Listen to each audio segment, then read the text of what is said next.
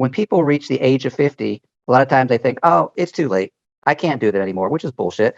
Or when they reach 60 and they think, oh, I can't afford to do that, which is also bullshit. Or they think it's too difficult. Whereas, as you acknowledge, your cell phone is the best travel device ever invented in history because everything is at your fingertips. You've got Ubers and Airbnbs and translation and currency and all those various things like that. But, what happens is that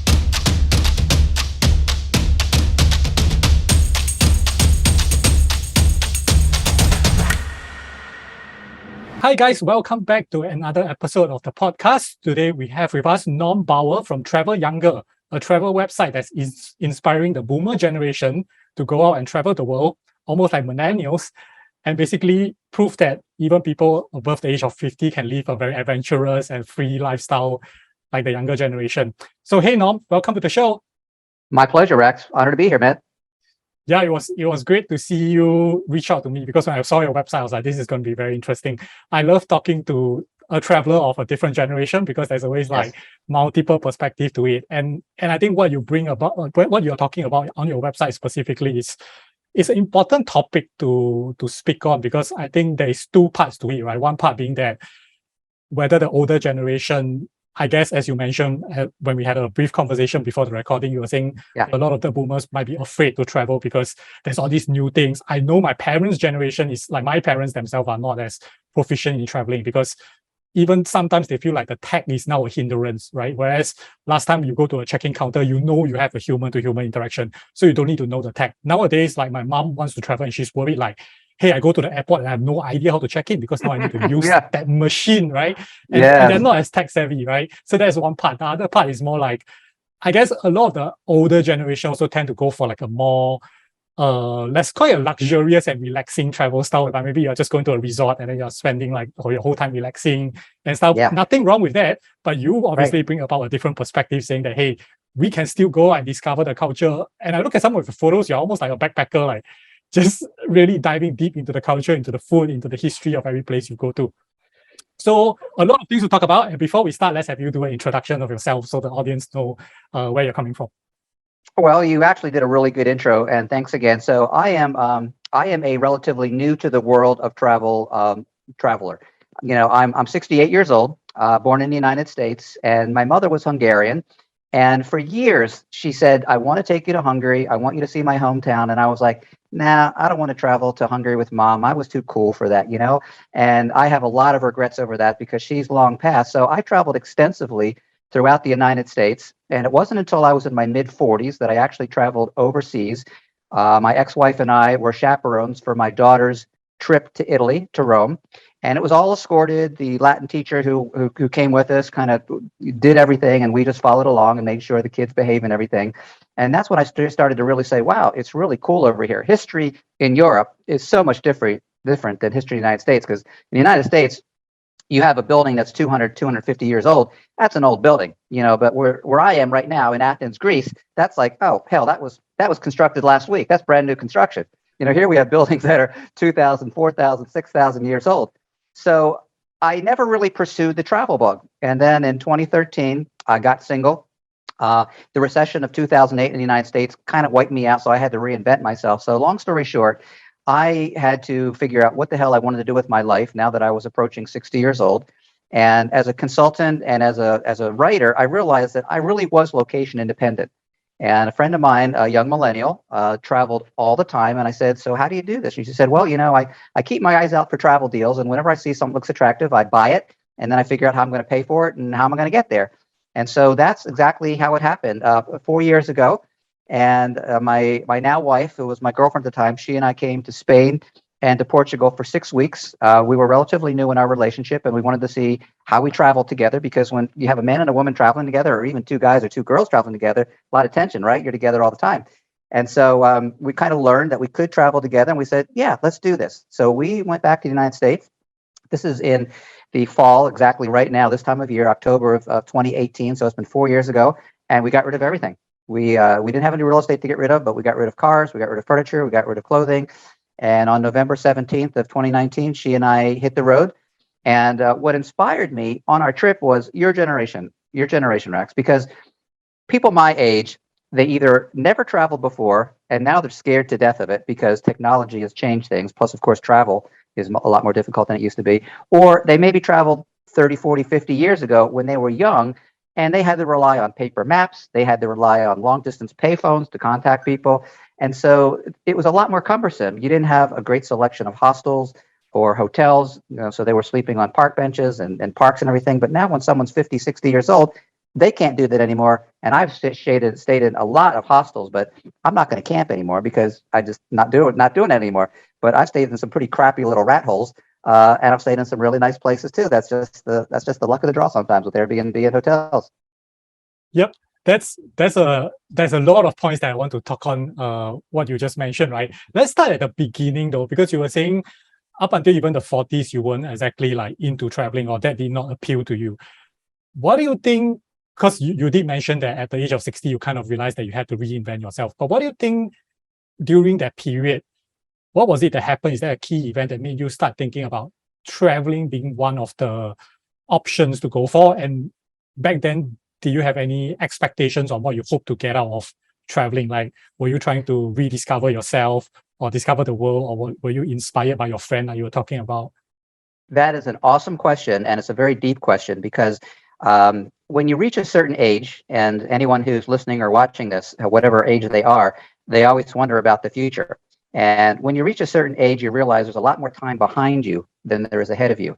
And I realized that I had never seen the world. I mean, I went to Italy that one time, and so when I went to Spain and I went to Portugal, I saw that the people in Europe live a different quality of life. They lived to enjoy themselves. They take 6 weeks holiday. They sit out and have coffee for hours on end, and they socialize and they visit with each other. In America, people are rush. It's all driven by the dollar. I've known so many people who have accrued vacation time that they never took because they feel if they take a vacation, their job is at jeopardy, or when they come back, they're going to have all the stuff to catch up on. And so people don't live and enjoy life. Now, granted, there's always exceptions to that rule. But when I came to Europe and I realized how close the countries were together, it's like in the United States, you have 50 states. And in Europe and a lot of parts of the world, the countries are as big as our states. So you don't have to travel very far to visit 2 or 3 or 4 countries, which means you're seeing a variety of cultures, new currency, new foods. I'm in Greece right now, and we had spent 9 months in Turkey. We actually had residency there. Ooh. And these countries run into each other, but yet the food is so different. The culture is so different. You know, Turkey, of course, is the bridge between Asia and Europe, and it has aspects of both. It's a Muslim country, of course, and it's like you don't have to travel very far to really get an insight to the different people in the world and how they live. So when I realized that I was old enough to get Social Security and have a pension, and I realized it was so much cheaper for me to live outside the U.S. than inside the U.S., and I lived in California, which is one of the most expensive places to live, my wife and I live for a fraction, probably 1/3 to 40% of what we spent in California. So we can live comfortably. We don't have to worry about looking at how much things are on the menu. We don't have to, the only things that are really expensive are travel.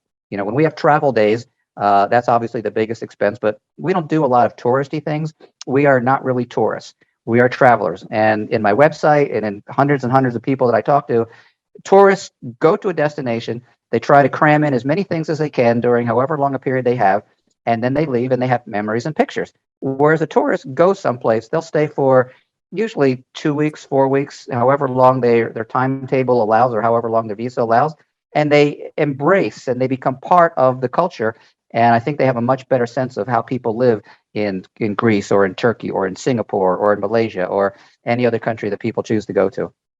Yeah, I definitely agree that Turkey and Greece are like 2 of the better countries if you are looking to eat something. Like in Europe, those are definitely the countries that are offering a diverse range of cuisine, because like you say, Turkey is almost like the middle ground between 2 continents, of which so most of their food actually has a lot of like variations to it. And this is something that I find very interesting when I'm diving into the food culture of a certain place. Yeah. So when you started, and I definitely want to touch on the travel part, but when you first started like traveling and you're mentioning you guys decided to sell everything. So basically you first started going to travel on like shorter trips, so-called, right? And into Europe, and you discover the culture that's relatively different from what you were used to. Right. And then now you guys are taking the leap to take a long trip, like almost like a nomadic lifestyle. What was the biggest challenge in the transition, looking back? Well, to be honest with you, part of the challenge we have is as Americans, we are limited to staying within what they call the Schengen zone, which incorporates 28 countries. We're limited to 90 days within a 6 month period. So when we first left, we asked ourselves, where do we want to go? And we had spent quite a bit of time in Spain. So we decided on Valencia, Spain. And we liked Italy because we had both been to Italy before. And so we said, all right, so let's stay 45 days in Spain. Let's say 45 days in Italy. That takes up our whole 90-day period. And then we have to get out of the EU. Where do we go then? And I had never really learned or studied much about Croatia, but that's where we decided to go.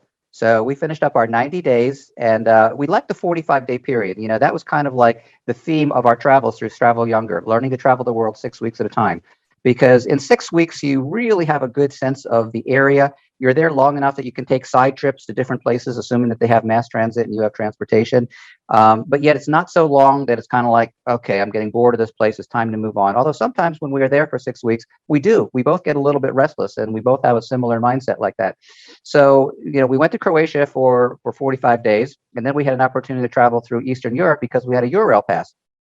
So over a very, very tight period of about 6 or 8 weeks, we crammed in about 7 or 8 different countries, which was really too much because we're talking every 3 or 4 days, we're having to figure out where we're going, where we're staying, how we're getting there. And finally, we got to Romania and said, hey, you know what?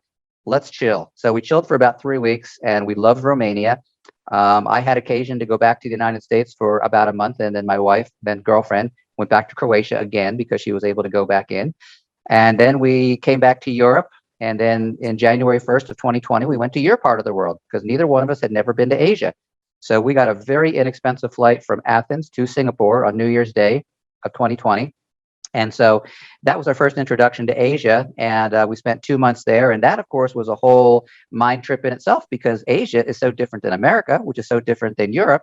And so we kind of continued on from there. And then, of course, COVID hit. We got stuck in Mexico. We went there supposedly for 2 weeks, ended up staying for a year and a half.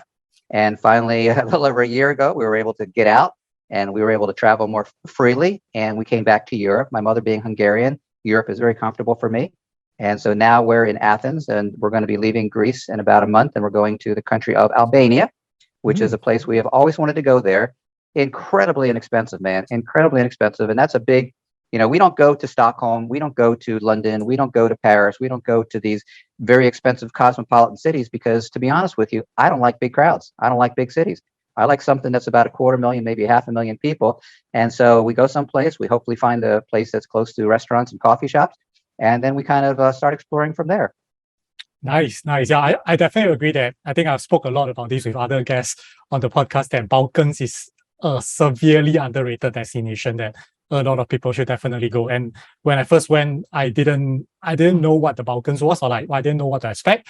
The only reason I decided to go that route was that I like to go to places which are not basically the hot spots that people always go, right? So I went there, I started in Athens as well. And then I was looking at like, so surrounding the area, what are the names of countries that like I've barely heard before, you know? So I just went to go to all those weird places. And even then, I only discovered certain countries that I've never known of until when I was there, like places like Kosovo or even like Transnistria in the border of like, you know, like Romania, Moldova, all these places are like, they have very interesting stories that I think coming from almost like a first world country or something, you probably won't hear as much about, right? So those are really interesting places.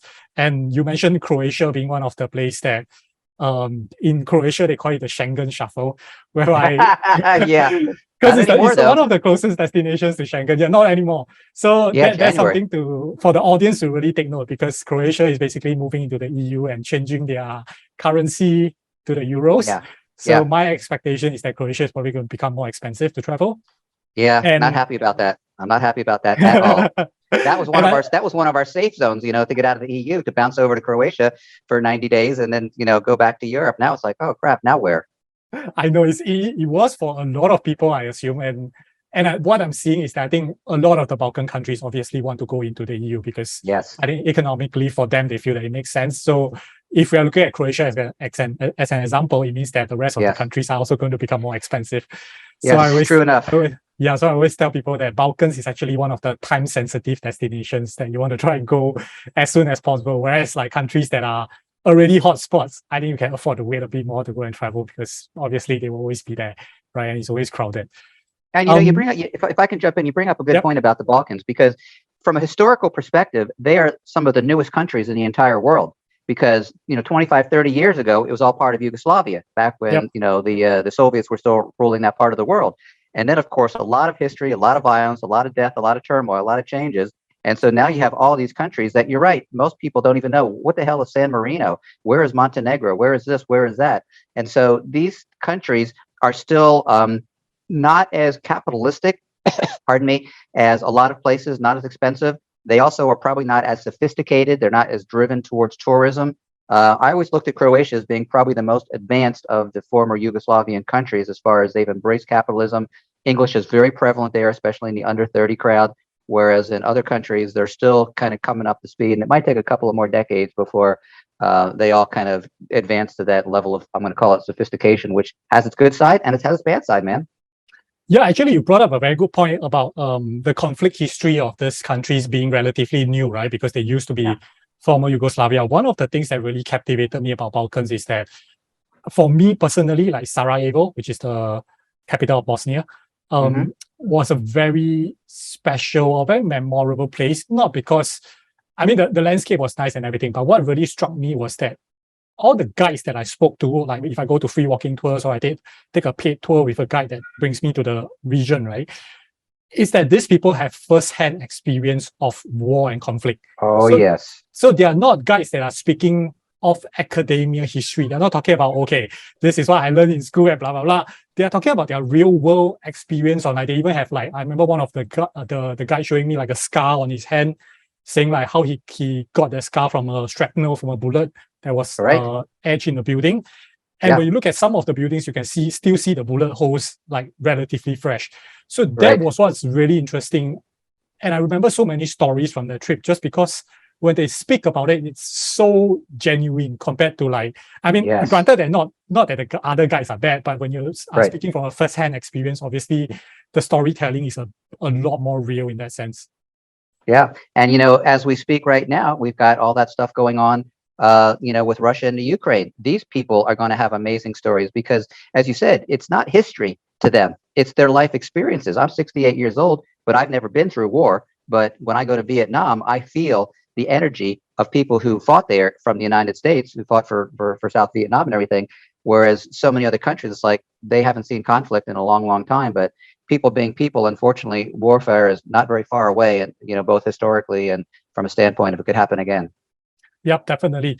And I'd like to get your perspective on this point as a traveler who is like on the older side of life. And I do think that it might appeal to you more than, say, the younger travelers, but I'm not sure, right? Like I started to realize that as I travel nowadays, if I ever go for a tour, I actually really like looking at tours that talk about societal issues or issues with the country present or in the past versus going to attractions. One example being that, and I can't remember the tour group's name, but in Hong Kong, so Hong Kong is obviously a beautiful city, metropolitan, great food, a lot of tourist attractions to see. But the best tour that I've been in Hong Kong was this guide that was bringing us to not just the local places, but throughout the tour, he was never talking about like the history of this place, or not as much. He was talking about this issue with Hong Kong's current economy in terms of things like the lack of living spaces, or what a lot of us known to the world as like very cramped flats for families to stay in. All this kind of things. So he brought us even to like so-called a slum, although like in Hong Kong you can't really call it a slum, but it's like cardboard settlements that were set up for people to like stay in and stuff like that. That started making it very interesting and memorable, because I think those are things that are a bit closer to heart, like when you see it in real life. Plus, I think you probably experience it that as you travel longer, attractions no longer make as much sense as things that are more perspective and human societal issues. Yeah, that's 100% true. I mean, a lot of times when people travel, they go to the Disney worlds and they go to, the real glitzy things. I mean, don't get me wrong. I still get my heart still flutters when I look at the Acropolis up there, or when I go to Turkey and see some of these amazing amphitheaters that are 2,000 years old. For me personally, I'm very enamored with what I call ancient history, because when I went to Italy for the first time, and we lived in a town called Tivoli, which is about 20 miles east of Rome. And this town itself is 600 years older than Rome. the town itself was over 7,000 years old. And I remember so many times when I would just stand somewhere and I thought, how many hundreds, how many thousands of people have stood on the same grass, the same dirt that I'm standing on right now, and what are their stories? And did they sleep here? Did they eat here? Did they make love here? Did they have war here? It's like, it really kind of the bad side is it makes us feel relatively insignificant. When we look at ourselves in today's world, we have a population of however many billions of people, and we're relatively insignificant. But when we go back over the vast, history of time, the many millenniums, and you realize, how many people have lived and all the different things that they do, it's kind of like, it really makes you appreciate your life, Rex. It really makes you appreciate your life. And when I started traveling, it's kind of like, you know what? I want to inspire other people, not just baby boomers, but I think primarily baby boomers, because when people reach the age of 50, a lot of times they think, oh, it's too late. I can't do that anymore, which is bullshit. Or when they reach 60 and they think, oh, I can't afford to do that, which is also bullshit. Or they think it's too difficult. Whereas, as you acknowledge, your cell phone is the best travel device ever invented in history, because everything is at your fingertips. You've got Ubers and Airbnbs and translation and currency and all those various things like that. But, what happens is that what I so admire about the younger generation is that you're fearless. You'll go places. You'll go out to the woods, you'll go out to the swamp, you'll go out to the jungles, and, you don't care. Sometimes it's naivety because you don't know what's out there. Whereas people who are older, they're just lazy. They're kind of like, you know what? Oh, I can't do that anymore. I don't want to deal with bugs. I don't want to deal with hot weather. I don't want to. And you know what? I am guilty of that. Don't get me wrong. I don't want to be a hypocrite here. My wife and I, we don't want to go to someplace that's just fucking uncomfortable. That's all there is to it. We don't want to sleep on the ground. We don't want to, we don't mind glamping, but we're not going to camp somewhere. We're actually going to be doing a safari in February in Tanzania. And now she's going back and forth questioning, what about mosquitoes? What about humidity? What about this? What about that? And I'm like, you know what? How many people go on safaris? This is an opportunity. I've been working with this guy since 2019. We're putting together 10 people. I said, how many people get a chance to go on a safari and see all these things? And it's kind of like, she has to do it, right? Even though it's way outside of her comfort zone. So what I have found and what she has found is that our comfort zone has hugely expanded. I mean, I'm a motorcycle rider, and when we were in Romania back in 2019, I rented a good-sized BMW, and we had it for about 10 days, and we explored one of the most magnificent, or actually several of the most magnificent roads in Europe. And I created a friendship with this gentleman, and I said, you know what, when we come back to Europe, I would like to rent a motorcycle for a longer period of time for a less amount of money. I can't afford 80 euros a day. And so when we came back to Europe, I opened up a conversation. And so I rented a small BMW motorcycle from him for 6 months. We just took it back like a week ago. And my wife and I left southern Turkey, Antalya, Turkey. And for 88 days, we were on the road, man. We were on the road. We went all the way up the coast of Turkey. We spent 47 days in Turkey. And then we did 31 days in northern Greece. And I was working with the travel industry up there, doing a tour of what they call the urban centers. And then I took the bike back through Bulgaria and Romania. And so that is hugely out of our ballpark, because 35 different hotels, 35 different beds that we slept in over a 3-month period. That's strenuous. Packing up that son of a bitch every couple of days and, strapping everything on to make sure it fits and everything. But you know what? When I look back on what we just finished, the memories I have, the education, I'm now writing a review of everything for the websites and all that. But, it's like the world is so big. The world is so amazing. And for people who just want to sit on their asses and watch television, more power to you if that's what you want to do. But, we never know how much time God's given us here, how many days, weeks, months, years. And it's kind of like, I wish that I had taken my mom's suggestion decades ago and traveled with her to Hungary. But as it is, people ask us, when are you coming home? And the answer is, we're not. We're not going to live in the U.S. anymore. Don't want to. And how long will you keep doing it? Well, we'll keep doing it as long as we're healthy. As long as we got places to go and, places that we're able to go with, Schengen regulation and all that, we're just going to keep on going. And hopefully when we get into 70, 72, 74, we'll hopefully inspire other people to say, well, you know what, if those idiots can do it, I can do it too. Yeah, it's very interesting when you talk about like stretching the comfort zone, and I definitely think that travel helps you to do that. And as you mentioned, I think sometimes the trip itself or a certain portion of the trip itself might not be easy, or it might be more uncomfortable. I've done like one of the stories I've always spoke about is a hike that I did with a couple of my friends in like the southernmost part of the world in Puerto Williams, which is in Chile. And the hike was extremely difficult. I also like sleep, and I banged my head onto the tree trunk and bled like crazy. And during the hike, to be honest, it was pretty miserable because we we were not well prepared, let's just call it that way, and the weather was a bit shit because it was already near the end season, which means the weather was changing, right? And when Right. in Patagonia, when the weather changes, it's a whole different freaking environment, right? And so that was a trip that was in the middle, it was miserable. There were times I was like, Yes. why the fuck did I do this? Like, this is crazy. Right. But then now looking back, and with one of my friends, that when we completed the hike, it's definitely a memory that we will always have in our minds, because I mean, when else can you get to do that? And especially physical things like this, I'm personally always concerned, like I might not be as healthy when I'm older or things like that, So these kind of Absolutely. memories are very, very, very dear to me. So you spoke about Can I say something for a yes, second here? for sure. All right. So you bring up a really good point about our minds. Our minds, our brains are just amazing, amazing things, because when we have the vision of hindsight, when we look at what happened, things are almost never as bad as they were at the time. And sometimes they're better than what they really were. We went back to the United States just a few months ago, and we had to go through London, and we had to go from one airport, Gatwick Airport, to Heathrow Airport. So we had all kinds of complications going on, because that's when the airport industry was, really in a mess right now.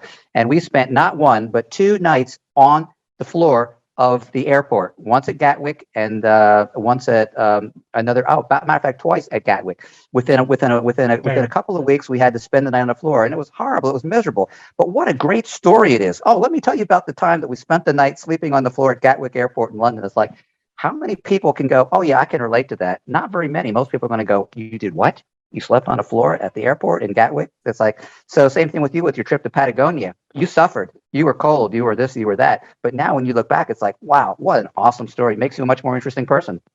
Yeah, it's the crazy stuff that always generates the best stories. Right. That's definitely Right. true. Yeah, for sure.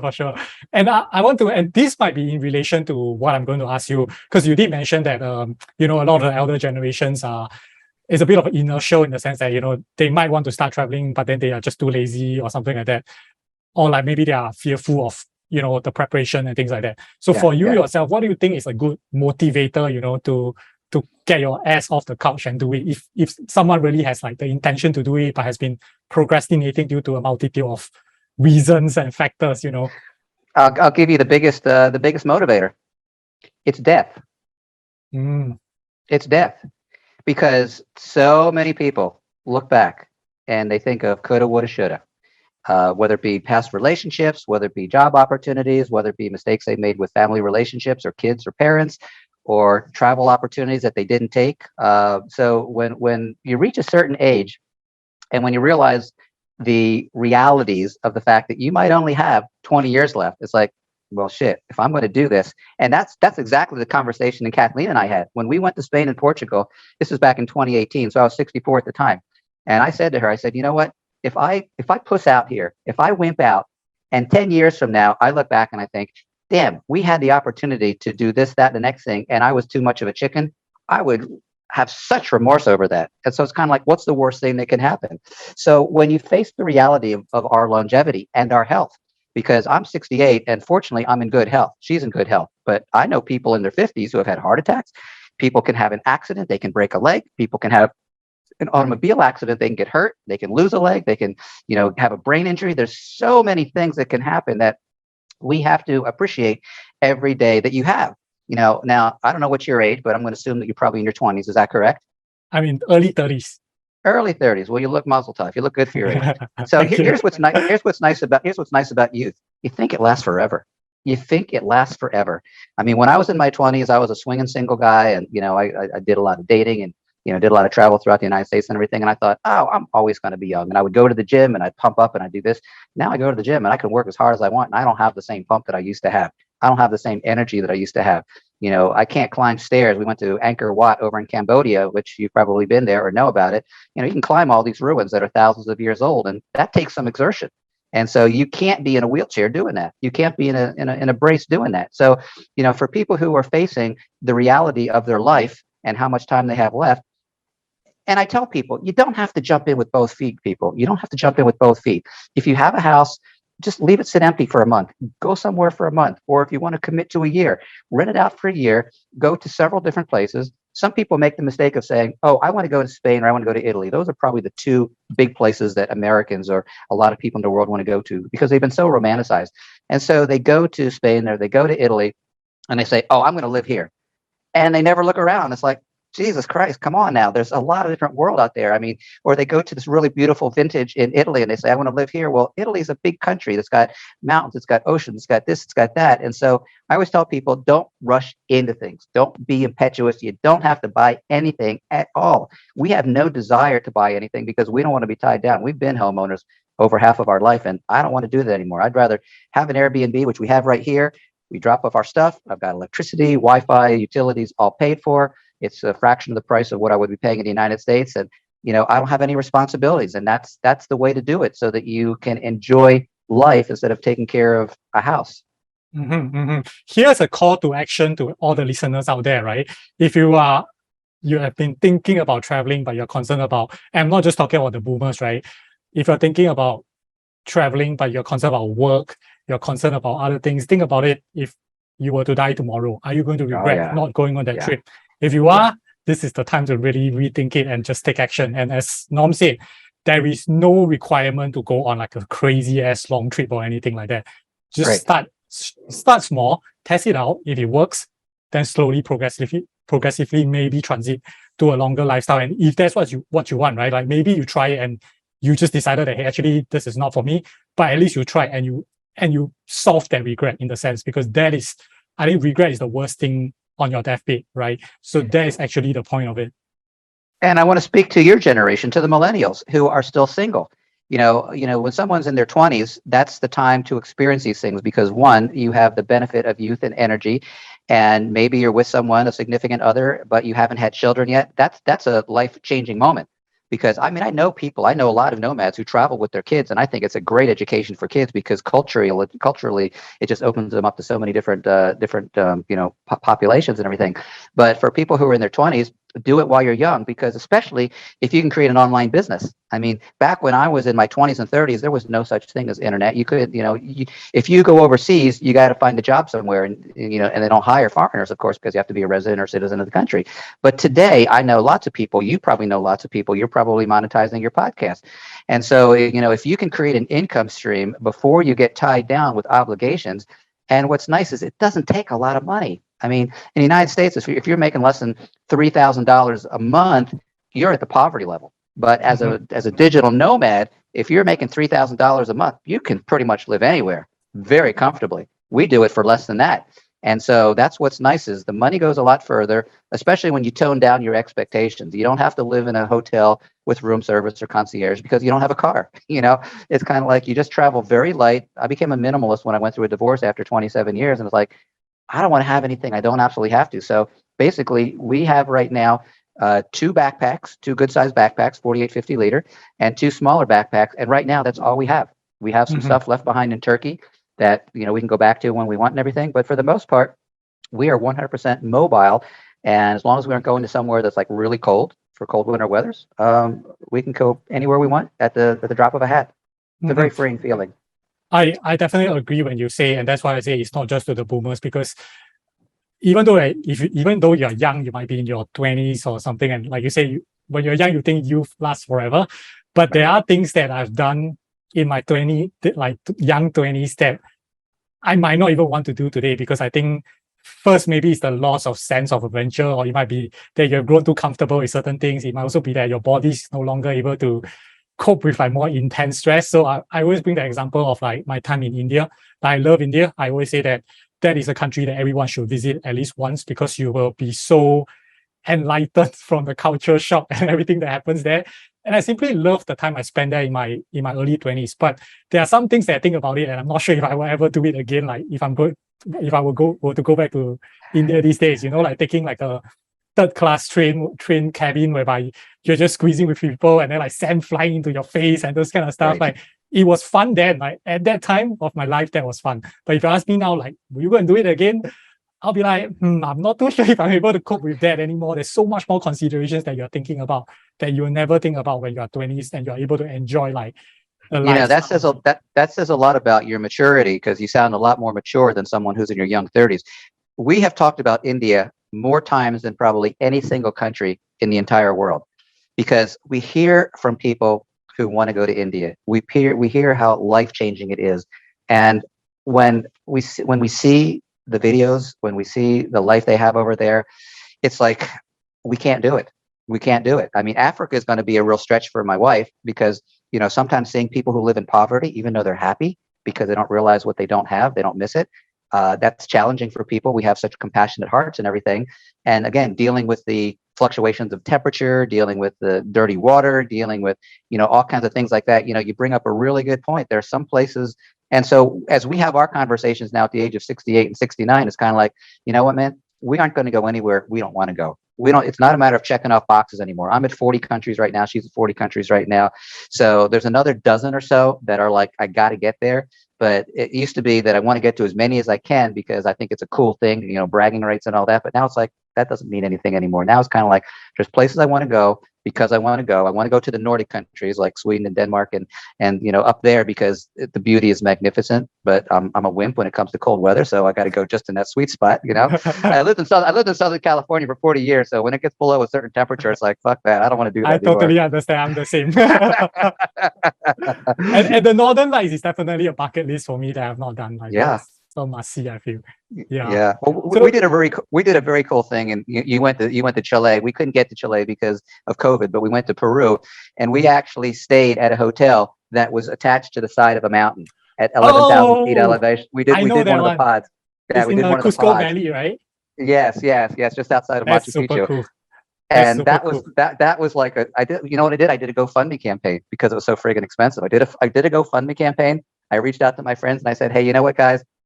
I've got a chance to do a once in a lifetime thing, but it's very pricey for our, retirement budget. My wife was embarrassed. She was like, oh my God, I can't believe you're doing this. I said, look, we've got friends.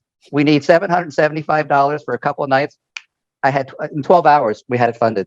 I mean, one person gave us half of that, and they said, you know what? I'm a consultant in the vaping industry. And they said, you know what? For years, you have been there. You've helped the industry. You've been a great guide and mentor for the industry. And so if I can help you accomplish what you're doing. And it's like when you realize how people want you to succeed, they want you to have fun.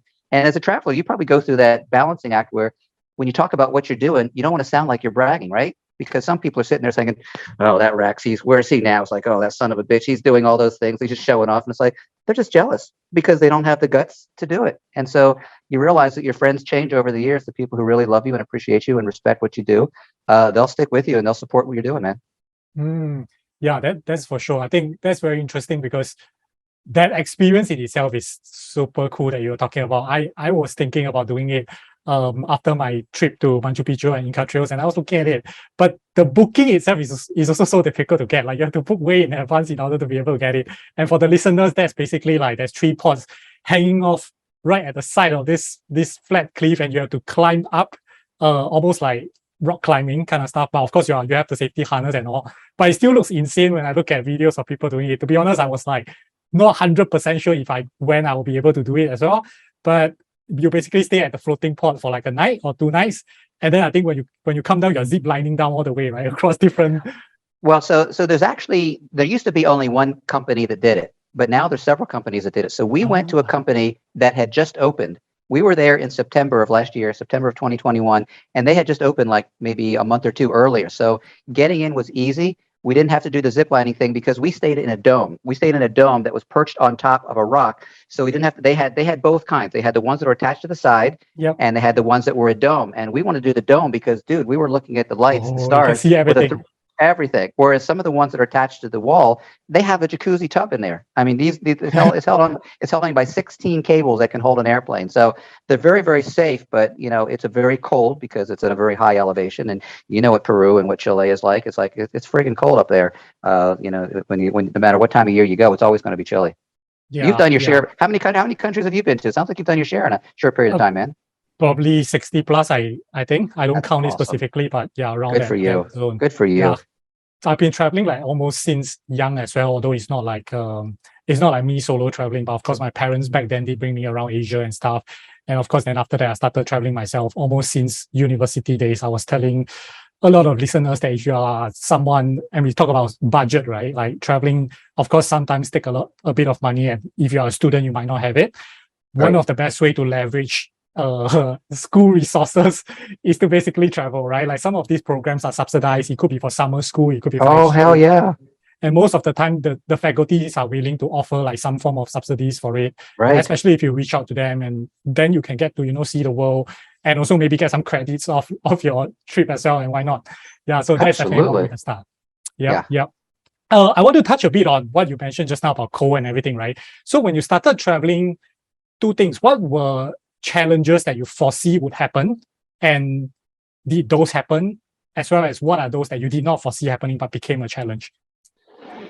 That's a really good question. Probably one of the biggest things that people ask us about is healthcare and insurance.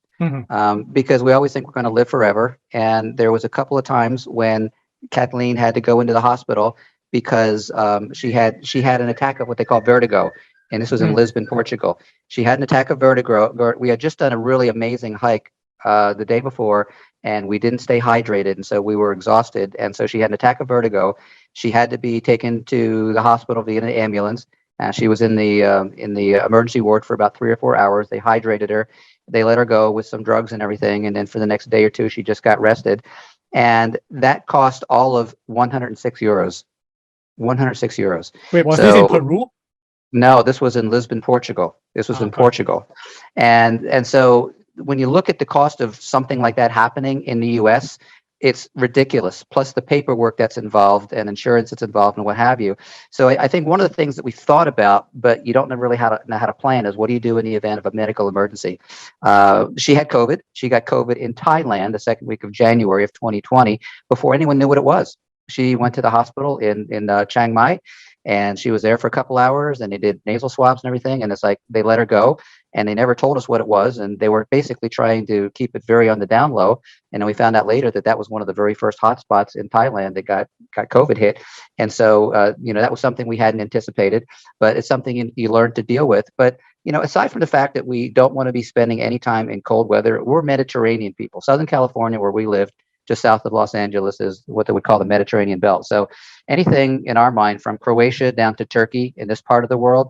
And then if we go in your part of the world, want to go back to Singapore for sure. I want to go to Malaysia.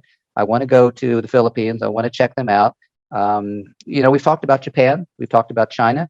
The culture shock might be a little bit much because obviously it's a total different world from the Western world that we were raised in. And again, people who are younger, they can go with that flow. But people who are older, their minds are more stuck. And so things are more uncomfortable for them than it would be for someone who just kind of like, yeah, I'll eat that. I don't care. Show me a picture. I'll eat it.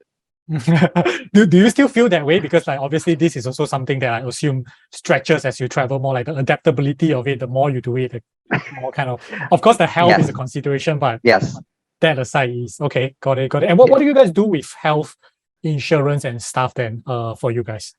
Well, in the United States, they have a pension called Social Security, which I got when I turned 62. And then they have a medical plan called Medicare, which you are obligated to take once you hit 65. So if God forbid something really severe happened, we just need to go back to the US. But what's nice, we had a situation in Mexico where she had to go into the hospital. And Medicare does have an emergency reimbursement plan. And so we spent $400 and Medicare reimbursed us for it. And so that was cool. But for the most part, we just, I live day to day. I'm a go with the flow type of guy. I don't get high highs. I don't get low lows. I just kind of like, I'm chilling. I'm liking where we are right now.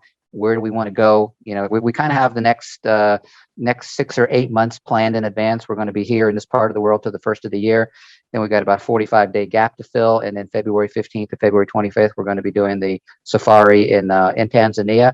And then we aren't quite sure what we want to do. We might go to your neck of the woods, Southeast Asia, or we might go back to Turkey. So we're still kind of figuring things like that out. Although that is the time of year to go up north, because if you're going to go into the northern latitudes, you got to do it in like May before it gets busy and expensive, and before it gets gets more crowded. But it also depends if you are trying to see the northern lights. If you're trying to see the northern lights, then you got to go during the coldest period. So that's also the thing to think about. Definitely the insurance thing is important to think about. I think for a lot of listeners, yes, we are encouraging travel, but one thing I always say is that you should probably make sure you have enough money to go back home regardless of what happened. That's what I always say, all about YOLO and everything, but make sure when you travel, just be responsible enough for your loved ones and everything there. Make sure if anything happens, you have enough sufficient money or whatever backup to be able to get yourself back to where you can get proper care and treatment just in case anything happens, right? That's great advice, my friend. That's great advice. And again, you're wiser than your years because you've been around for a while, and so you've seen young kids on the street begging for money who ran out of money, and now they don't have any way to get home, or maybe they don't have the support of a family or relatives or what have you, and now they're homeless, and that's a pretty shitty place to be, no matter where in the world you are. That is one of the craziest stuff, and I think that has gotten quite a bit of criticism from the travel industry in terms of even the travel community being like, so you are like basking, some of them are basking on the streets, and the issue is that when they are basking on the streets, they're competing with the locals who are also trying to make a living and who really needs it because that's where they are staying, right? And then but travel is always a privilege, I would say, so you have to be conscious of like what you're doing is not disrespectful to the local culture or like affecting the local life negatively. Of course, there are definitely some inherent negative side effects of travel, like we talk about, people or nomads coming into a city and causing like price increases, those kind of stuff, yes. But there are certain things that are just way out of range when you're talking about like you're basking on the streets and competing with a local who is genuinely needs the money to live their daily life, right? Yeah, so that's a really good point. I never, to be honest with you, I've seen a lot of non-natives doing exactly that same thing, and I respect them for having the courage to do that. But I never even looked at it from that perspective. That's a very insightful thing, that you are competing with the people who live there who need the money worse than you do. Yeah. So that is always where I see it. But of course, like I said, and I feel agree with you, and this is where travel really offers different points of view at it, right? And yes, I do think that being able to go and travel and adapt to the scenario when you're young is of course a point of learning, right? Like being able to make your own living even in such a dire situation is good, but sometimes you also got to look at different perspective of it, and that's where I think what travel really brings for me is always being able to see things from multiple perspectives, and then of course determining which is my perspective that I want to go for or to agree with. But like you say, there's always very different angles to a certain scenario, and that's what's interesting about travel for me as well. So I have a question for you. It's a personal question, if I may. So you have 20 more countries or so than I have. Where haven't you been that is like you really want to go? Where haven't so I have the Northern Lights that I definitely want to do. So and that also includes. By the way, have you been to Iceland? No, not yet. So Iceland is one of them. So go to Iceland to go. Iceland is a visually stunning country. Very expensive, but visually stunning. I was there twice, and one time was in April, so I missed the Northern Lights time, but it was fucking cold in April. so the thing about Iceland for me is always that, like, I have to do it in a group because of course it's more fun if you drive yourself, right? And if you're going to drive yourself, a solo travel does not make sense in terms of the expense, right? It's always better to have like at least 2 or 3 or 4 people to share a jeep or something like that to go into the whole circle of it. So that is where it's getting tricky, where you have to try and plan such that you can get your friends to go together. So keep my contact information. If you decide you want to, if you decide you want to drive the ring road around Iceland and everything, you let me know when you want to do that. I'm open to that. Oh, sounds good. By the way, I can't drive, so anyone who's coming with me will be driving. So I'm like the dude that like can't do shit in the car. I always tell everyone we'll give you shotgun. Awesome. Sounds good. Yeah, and apart from that, basically the Arctic Circle, I'm very interested. The other portion that I really want to do is Africa. I think like that is so untouched, and I've seen, because I know a traveler that I met, basically the dude that hired with me in the southernmost part, and so he has like friends in Africa when he traveled there.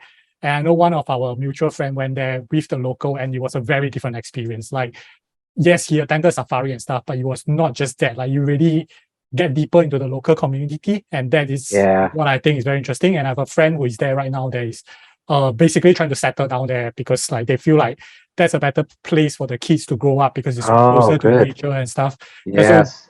And so it's definitely like drawing a lot of my attraction. I want to check it out. Good for you. I certainly encourage you to do so.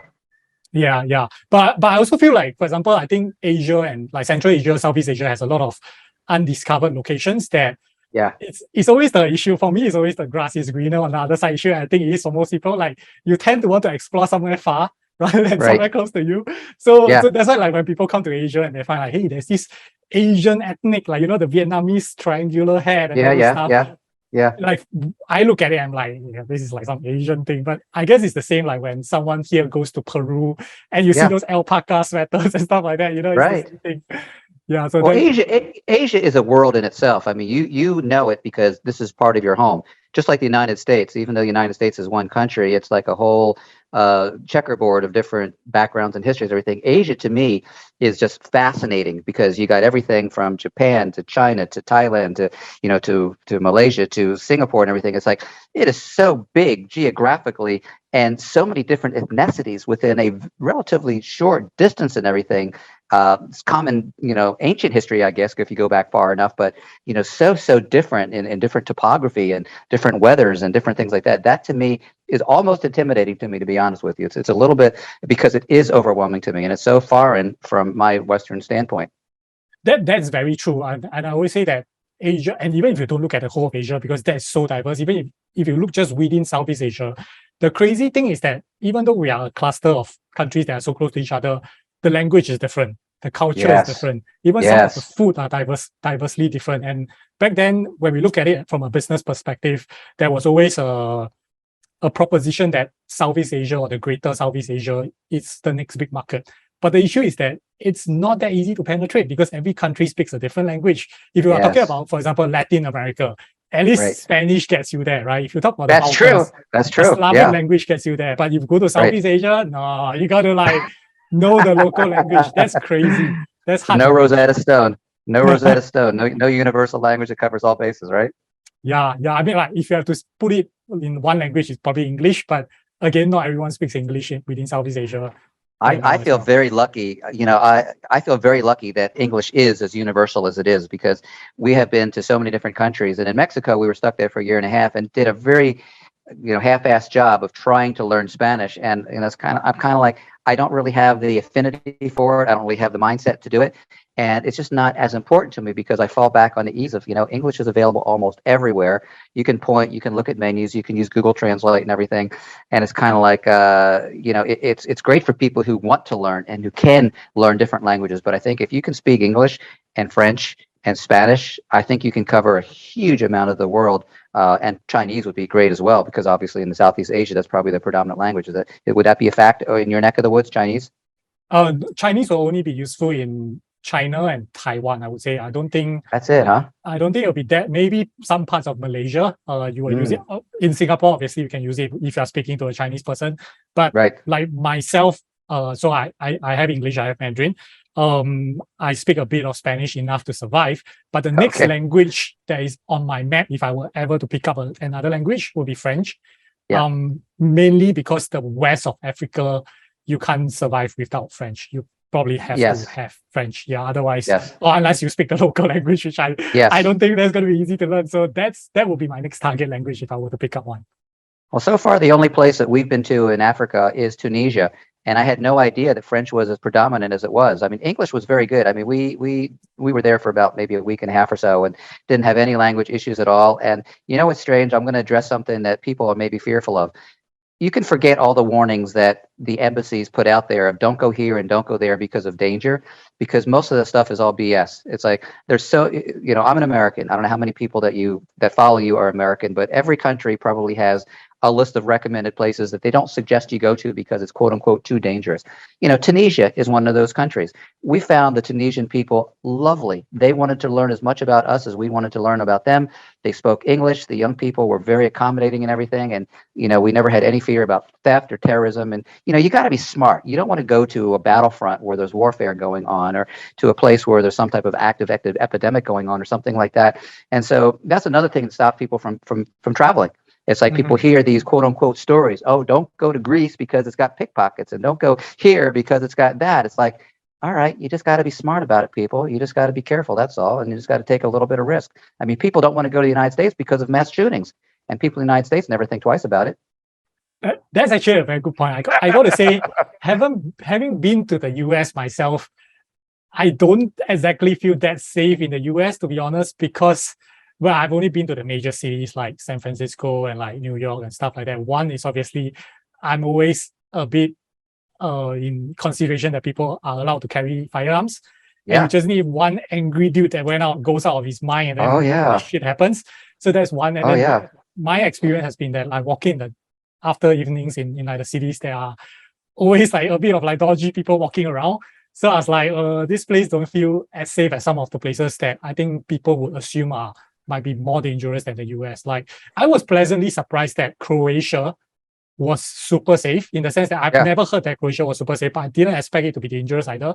But when I was there, the feedback that I was getting from people was insane, like how safe it was. It was always like they were talking about, yeah, I let my kids just go out at night by themselves or run in a dark alley or anything. And I was like, yeah, I do know that it's not like super dangerous, but I didn't expect like that level of confidence in the security and safety there. Well, there's two reasons why that is, and so and believe it or not, Turkey is like that too. Maybe not Istanbul because it's so big, but we lived in Antalya, Turkey, and there's two reasons why a lot of countries are safer than you realize. One, no guns.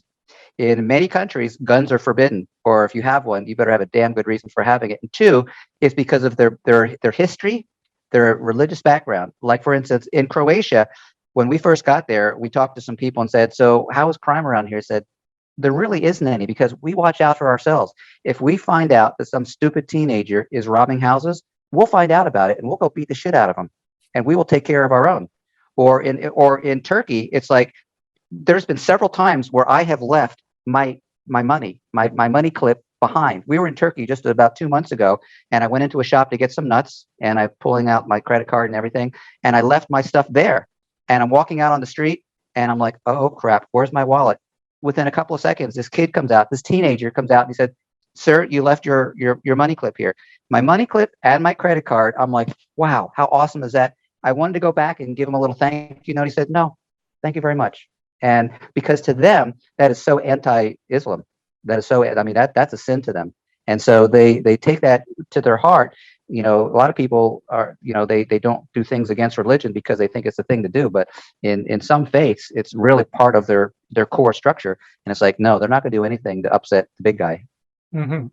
I definitely agree that I've always said this, that you don't just rely on the media, the news media to determine your perception of a country, because the news media likes to report the dangerous stuff, the bad things, because that's what catches attention. So for their business, they have to do that, right? So listen to the media, so be like listen to it, but find an alternative perspective, like speak to people who have been to those countries, or like go on travel blogs, or like to read about experiences of people who have been there, and just open up your mind to like a potential possible alternative, which is most likely part of the reality. Yes, there are dangerous parts, but then there are also a lot of good in other countries that if you open your mind to it, you will actually discover it, right? Like you say, and I mean, like the whole Islamic Muslim thing, I mean, we don't have to elaborate. The bad side, obviously, is always portrayed in the media. Oh, yeah, for sure. But there are some parts of their religion, they get a very bad rap for it, but they are actually very hospitable people. Like 100%. And generous. Oh, my God. I mean, I can't tell you how many times we'd be walking by a restaurant and someone would be out there eating, and we're like looking at it. And, you know, the guy says, "Would you like a bite?" I mean, one guy basically said, "Sit down. I want to give you a bite." He gets a fork from the waiter and says, "Here, I want you to try it." I mean, people in Tunisia did the same thing on the ferry from Italy to Tunisia. It's like people are so giving and so generous, even when they don't have anything, that it warms your heart to realize how wonderful the majority of the world is. Far more people are great with kind hearts and great intentions than have bad intentions. You know, that's just fact of life. So as we conclude, let me ask you one more question first. So how do you guys actually usually determine where's your next destination? What are some factors that you think about? Wow, awesome question. Probably the number one is weather. It's weather. Yeah. When we got back to Europe last year, we came to Croatia. We were there for about 45 days. And here it was getting to be October. And it's like, winter's around the corner. Where do we want to go? And so we said, well, we can go back to Sicily, which we were there before and we loved Sicily. We can go back to Greece, which we were there during December and we like that. And I'm like, look how big Turkey is. Turkey has a huge coastline. And so I saw the picture of Antalya, Turkey, and I saw the picture of the waterfall that flows into the ocean. And I'm like, that's where we're going. And so weather is a huge, huge factor. So we have learned how to travel during what we call the shoulder season. This time of year in fall and in spring are awesome times to go. Summer, you have to be mindful of the heat. You have to be mindful of the crowds when everyone's on holiday, and you have to be mindful of the expenses because prices go up at a lot of the popular destinations. And then, of course, in wintertime, which is right around the corner, we want to stay where it's warm. So we are here in Greece from the middle of November till the end of the year. We're going to Albania, and the temperatures there stay relatively moderate, doesn't go to freezing. And then in January until the middle of February, until the safari, we'll be somewhere south. and then we'll probably spend the spring somewhere in between. So that is probably the biggest factor. The biggest factor is, what is the weather, what is the crowd like, and what is the expense like? Because as much as we like Turkey, we do not want to go back to Antalya during the summer because people talk about how bloody hot it is and how expensive it is, and both those things are huge turnoffs to me. Yes, I definitely agree. Like I always say, if you have the flexibility of time, you can Yes. save a lot, not just in travel, but in life in general. If you're able to circumvent where people have to be doing things and do things when they're not doing it, that's where you get the cheaper prices, the most local experiences. And I want to add something that's very particular if you have flexibility. When we went from Athens to Singapore, I used Google Flights. And so we looked at Google Flights and we looked at the calendar. And it's like X number of dollars all the way across. And then suddenly there's a dip on January 1st. And the January 1st, the January 1st dip from Athens to Singapore was under $500 per person. And the rest of the time, it was probably double that. So we had the flexibility, and we didn't care about where we spent New Year's. I mean, we were basically in the plane when midnight happened on New Year's Day. And so when you have the flexibility, you look at the dates, because you're going to see ups and downs because that's the way airlines are. They're very inconsistent. So if you have flexibility of where you're going to go, we look in advance, and we normally try to plan out at least 30 to as much as 90 days in advance. And if you can stay out 90 days in advance, and if you book Airbnbs or something like that, if you stay for a month or more, you're normally going to get anywhere from a 20% to as much as a 50% break on price. And so we haven't been able to take advantage of that because we've been doing things a little bit more last minute than normal. But as soon as after the first of the year, we're going to get back into a consistent habit of kind of knowing in advance between 3 and 6 months where we want to go, and we'll book it. And then that way we'll get the choice of best places and best prices. Gotcha. Yeah, that's a very good tip. And I was talking to it with another OG traveler about like using Google Maps to basically figure out. And if you're flexible on destinations or like dates, that's a big advantage, especially if you're talking about Europe, whereby land transportation infrastructure is so convenient. You could be flying into a more major hub and then maybe taking a train down to wherever destination that you actually want to go to. And that would be way cheaper than maybe flying in direct to some place which doesn't have as good air connection. Right. So that's definitely something to take note of for anyone who's planning. What you're doing and what I'm doing and what other travel writers and bloggers and podcasters are doing are as invaluable, because you don't know this stuff in advance. You learn by doing. You learn by doing it wrong. It's like once you find out, it's like, oh shit, I'm not going to do that again. Now I'm going to listen to this guy because Rack says here's what you should do, or Norm says here's what you should do. I mean, I constantly get emails from people who are basically asking for advice, and it's kind of like, I love helping people because people help us. We might be in some particular country and they might say, oh, you need to go to such and such. And so we might go to that place that they recommended, and we never heard of it before. And we end up having a really lovely time because someone says, yeah, you need to go there while you're in the country. Yeah, I think hyper-local, what I call it term is as hyper-local knowledge is some of the best knowledge you can get. And that's why I love doing free walking tours, because at the end of the tour, I'll bug the guide. I'll be like, where do you go after work with your friends to eat? Like, I don't want the touristic spots, but what are the spots you guys go to? And you'll find a lot of hidden gems from these people, because they will give you the knowledge that, most tourists might not know about. Right. I hear you, man. Okay, cool. So let's conclude with a few quick fire questions. All right. Where's your favorite travel destination so far? Probably the number one question I get from everybody across the board. And for a long time, it was Croatia. Turkey is very close, primarily because it's so beautiful. The coastline is gorgeous, and it's so affordable. So I'm still giving the nod to Croatia as number one. Turkey. The big thing about Turkey for me is that it's so huge, and because it's so big, and because it cuts the continents, the landscape and the things that you can see, together with the amount of culture and history there, is just never ending. Like, I don't think you can ever finish discovering Turkey. That's the thing. 100% true, man. 100% true. Yeah, I'm definitely looking to go back again. Maybe now is a good time because the lira is like low now. So now your dollar goes very, very far, and now's a perfect time because you're just coming into winter, and you can get a price that will blow your mind until probably June if you wanted to stay. Yeah. Okay. What are 3 of the most useful items in your travel bag? This is far and away number one. My phone, the phone. because it's invaluable. And boy, what else besides that? What kind of answer do people give for something like this? This is surprisingly a question that trips most people up. which Yeah, I'm I mean, surprised myself, because if anyone asks me, I actually have my answer to it. you do. Yeah, I do. So what are the 3 items that you think are invaluable? Okay, so for me, and I don't talk about the laptop and the phone because that's obviously like the most important stuff, right? Correct. For me, it's a power bank because my phone usually runs out of juice if I try and work or anything on my phone. So a You mean power one of bank, these things? yeah, one of those things. All right. That's super I'll important. put that up there too. I'll put that up there too, for But sure. I can't imagine why some of my friends never carry it around and their phones run out of battery. I'm like, what the hell? Like, you need a power bank, right? Yeah. Number 2 for me, which might be surprising to a lot of people, is actually dry fit underwear or dry fit boxers. Reason being that they are so, I use the Uniqlo brand because they are like soft and Yeah. quality. Yeah. The main thing is they dry so quickly. So the way I usually do it in hostels is that, because I don't travel with a lot of stuff, so, and I usually travel with dry fit shirt as well. And whenever I go to shower, I'll just quickly do a quick wash of the underwear because it's so easy to wash and it's dry fit. Yes. And it dries overnight. So it's very easy for you to pack and go and, just use it like very quickly. Those are all great answers. And I never think of them as being separate items. I mean, I have 3 underwear and they're all like that. When I left the United States, I did research about which ones dry so quickly that wick real fast. And I mean, the only thing we end up washing is underwear and socks, and we just wash them in the bathtub or in the sink. We hang them up. The next morning they're dry. And so those are good answers. They're ones that I don't really think of as being, I think it becomes such a part of our life. I would never travel without my power pack. And I would certainly never travel without my phone. What other answers do people come up with that are invaluable? There was one that's very interesting, is because how packing cubes, some people talk about packing cubes being very useful, which is true, but she had something that was different that's called, I can't remember what it was called, but she mentioned it was something that rolls up and it packs even more compact.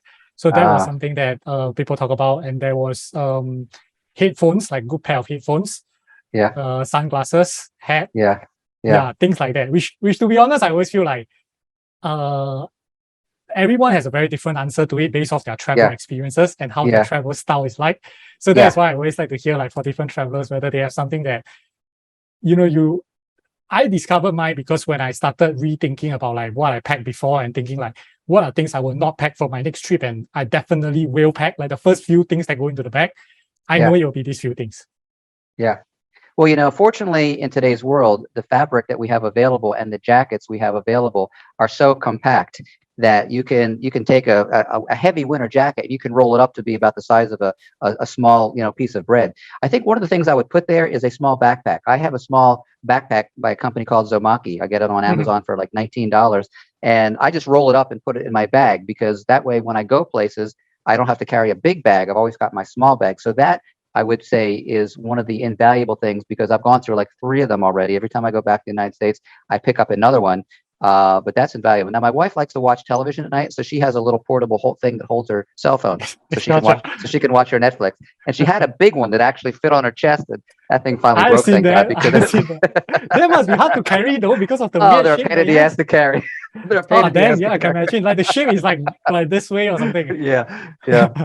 Yeah, that's very interesting. I think I'll just show you another tip here, is that for the clothings, how you want to pack is basically something that's versatile, that you can use for multiple occasions. I always try to get things that can be worn for like both formal and casual. So I have a black jacket that I always use. Like, it's good for winter because if it's cold, it will be my second layer. Of course, I have a bigger layer, but that will be my second layer. If I'm going somewhere formal, I'll just wear it, I'll zip it up, and then I'll have the flaps coming up, so it looks like a formal dressing. And at night, so one thing that I always do is that, how you walk around at night, I was talking about that there's dodgy people walking around. I realized that the best way to avoid dodgy people is to look dodgy yourself. Oh, hell yeah. No wear anything expensive, no rings or nothing. Yeah. So I always like to wear all black. And then usually if I have a hood, I will put up my hood, and then I will stuff my hand in my pocket, and then I will just walk that way. So all you see is like a guy all in black with hands in his jacket, not knowing what he's carrying in his hands, and then walking. So if you are like a regular person, you probably wouldn't approach this guy. So I realized that if you look dodgy yourself, that's what we say. Yes. So I will add something that you probably are familiar with that maybe you didn't think about, and that's a buff around the neck, because you can get a buff for $5-10, and it serves multi-purposes. It keeps your neck warm in the winter. I always wore it on a motorcycle because that part is exposed. You can wear it as a bandana. You can do all kinds of different things with it. It's great for winter because you can protect your ears. So I have 3 buffs, and they take no room. They take up the size of a handkerchief. So I always have a buff with me. for sure. Sounds good. Sounds good. Okay. And for our last quick fire question, although that one wasn't that quick, but that was packing is always an interesting thing to talk about when talking about travel. So for anyone who is above the age of 80, right, and they are looking to do this, right, but they are concerned about stuff, what would be your one single most important tip to them? Did you say over the age of 18? Over the age of 50. Of 50, sorry. The boomers, basically. What would be the one thing that they have to consider? I think, as I said earlier, you get over your fear, people. Get over your fear of being too old. Be aware of the fact that if you don't do it now, while you are as energetic and as vibrant as you are, you will never be as young as you are at this moment in time. Tomorrow, you're going to be a day older. Next month, you're going to be a month older. 2 years from now, you're going to be 2 years older. And time, unfortunately, happens so much faster than we think. I mean, I remember like yesterday, I was 32 when I got married, and I was a young kid, and I thought that, oh, I got plenty of time. Well, shit, man, that's half my life ago, and it seems like nothing. So, yeah, I think the reality of our longevity and our health and the world, because things are never going to be as good as they are right now. Yeah, that's for sure. I definitely agree when you talk about the time thing. I still remember when I was 20 and I was playing tennis with a guy who was 30.